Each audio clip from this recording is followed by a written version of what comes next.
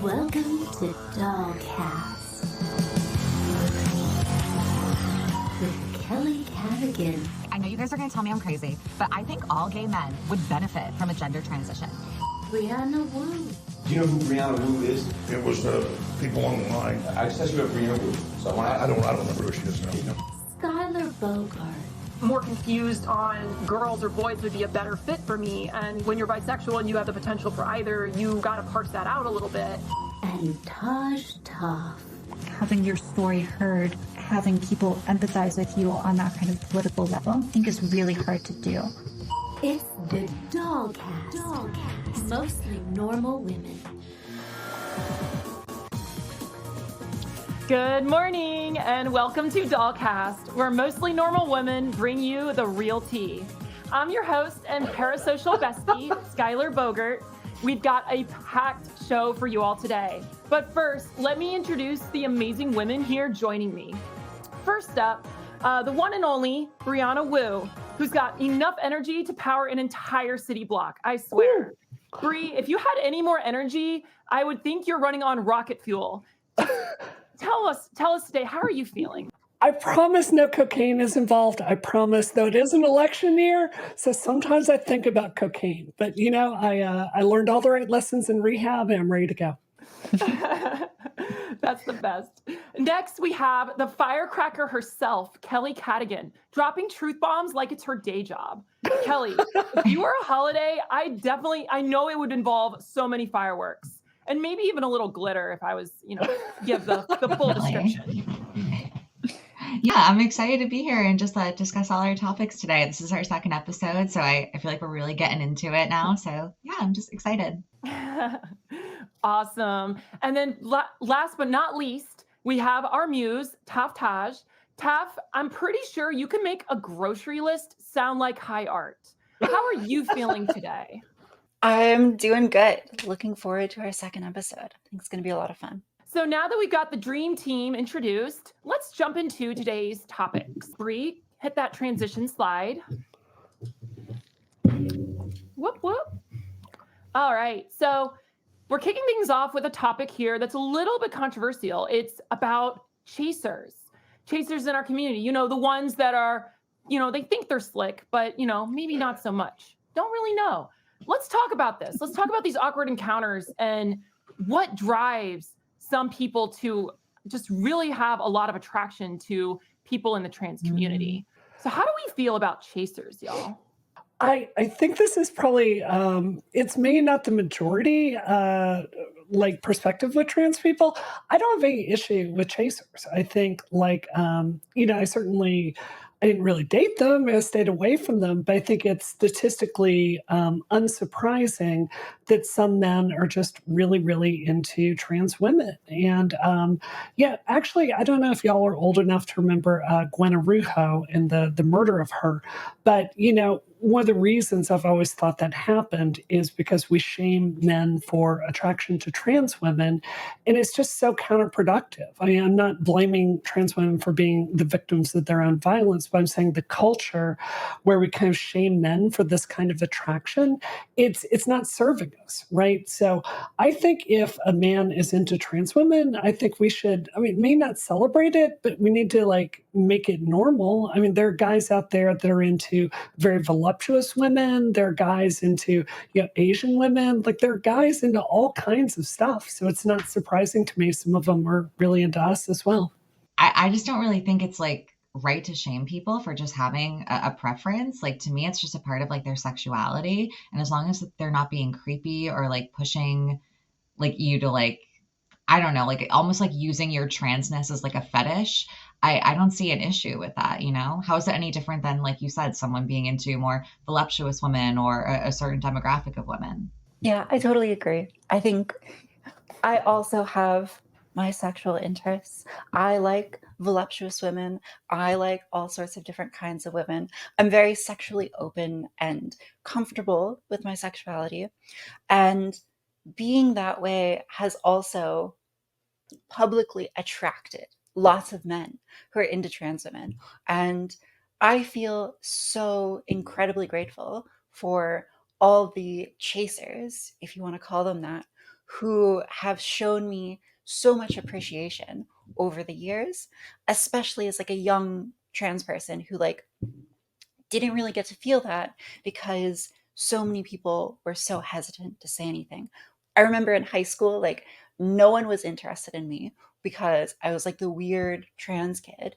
And then after I graduated, I would get like Facebook messages from people who were like, I found you really attractive in high school, but I didn't want to say it to anyone. And I think it is like so much just this culture that's pervasive that shames men for a sexual interest which is really, totally compatible with regular heterosexuality, but that's really difficult for men to grapple with because it just feels so dissonant and can be like a big identity challenge for them. But I want to talk later about, why that might not be the case. Absolutely. No, I feel like when it comes to chasers, it's like, I think it comes down to like, who would you identify as a chaser? Like, what are the behaviors? What are the cues? What are the signals that take someone from being just a regular attractive guy coming at you and interested in you versus someone who's like giving off like creepy, obsessive, those types of vibes that are just really bad. And I once wrote this as like a comment on a video, and I say like, basically spotting a chaser is the trans culture equivalent of the big vibe check to see if the guy is serious about you or not. And it's like the issue, the issue with it though, is that the line is like, from my point of view, it's like the line between guys that just want you for sex versus the guys that want sex and then are hoping for like more to come out of it. Like they're hoping for that relationship element too. It's like, it can be really blurry. It's hard to always like cipher out a person's motivations. And so it's like, at least for me, like I won't use that term on people. I won't use that term on guys at all, unless it's like, it's gotten to the point where it's like stalker, serial, creepy type of vibes. And it's like, it's a last resort to be like, look, calm down. Like, don't come at me. Like, seriously, you're creeping me out. And like, but I would never use it to someone that like hits on me in real life or gives me extra attention. I want that extra attention. I love it. So it's like, I'm not going to shame it. I'm not going to shame anyone. But if it's like, if it becomes a problem, that's when I think the term comes like to really be useful. I think it's one of the things that's really difficult is if you're dating men. I mean, I have never, like, since transition, never kissed a girl, would never date a girl, just completely uninterested. And it's really difficult, I think, to, when you're exclusively interested in men, to kind of sort them out, because there are a lot of them that just see you as an object. And particularly if your goal is to get GRS, there are a lot of them that just lose interest at that point. And, I think there's something I would love to talk to you about, Kelly, is like, how do you find those guys? Because it's really, really challenging. My husband, I've talked to him about this for a long time. We've been married for 16 years.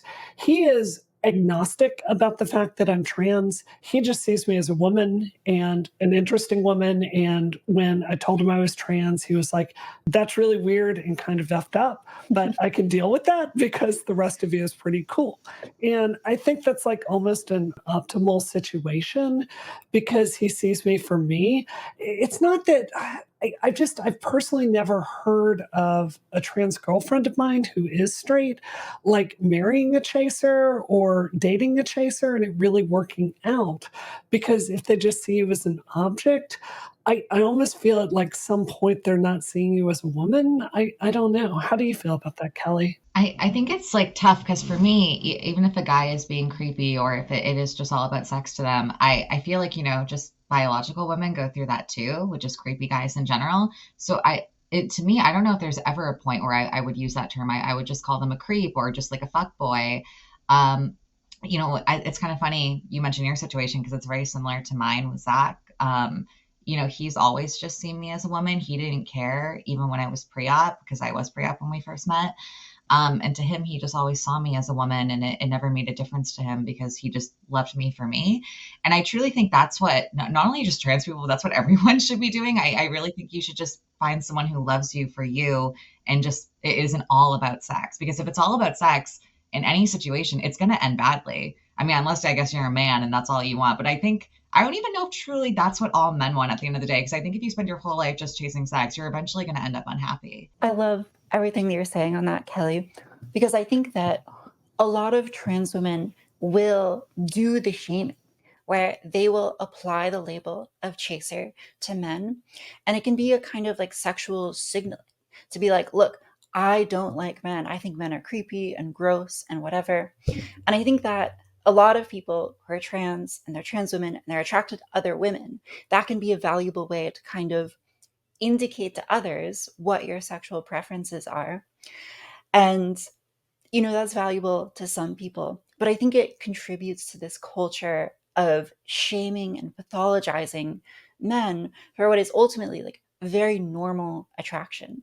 And so when guys are creepy, I prefer to label that behavior as just like creepy behavior rather than like chaser behavior, because it's really not trans specific. All the things people describe as being like chaser behaviors are just like man behaviors that cis women deal with all the time. And so totally relate to that.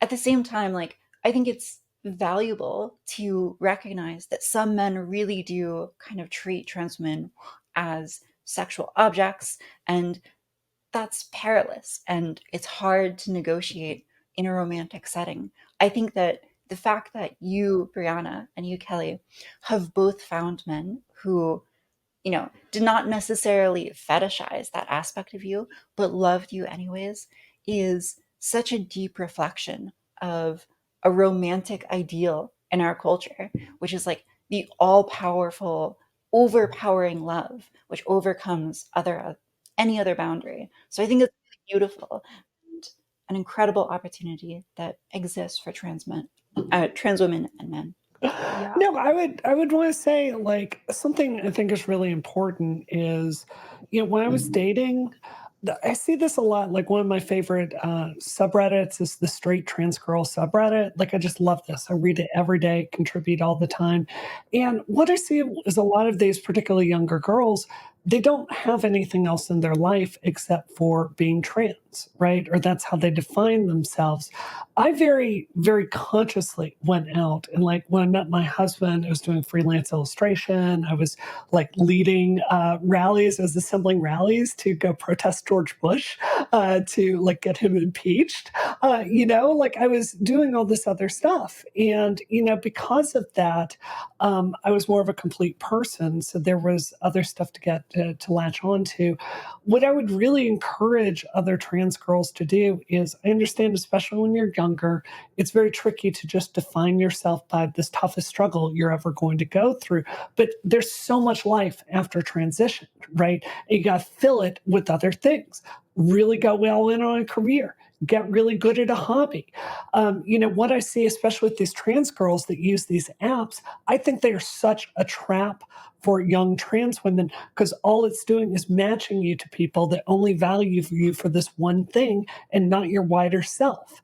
And that is so disastrous. I don't think it's a coincidence that I met my husband before all that stuff existed. So, you know, I think that if you are a real person and you're out there and meeting people one on one in just a full way, I think you're opening yourself up to so many more experiences with men. And I think that's how you go find those good men out there. The modern dating apps really do make it so much worse because they place so much emphasis on the surface level qualities. So Yeah. definitely.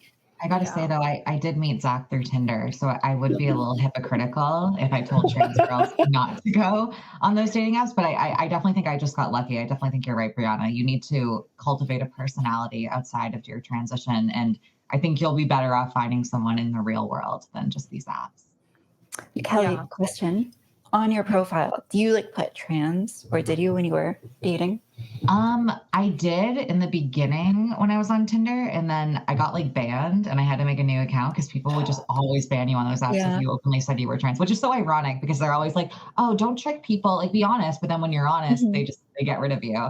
So I think I eventually took it out, and then I would just tell them in like text when we matched and we were messaging. Do you do that? I'm just curious. I don't know if you're on date. You're obviously not on dating apps, but when you were, did you guys? Yeah. When I always put trans like in the bio. And I don't think I ever got banned on Tinder, but I did get banned on Grindr because, yeah, because people thought I was impersonating myself.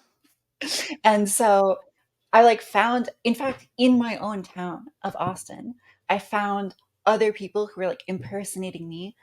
Very frustrating if you are like a public person. Occasionally this will happen.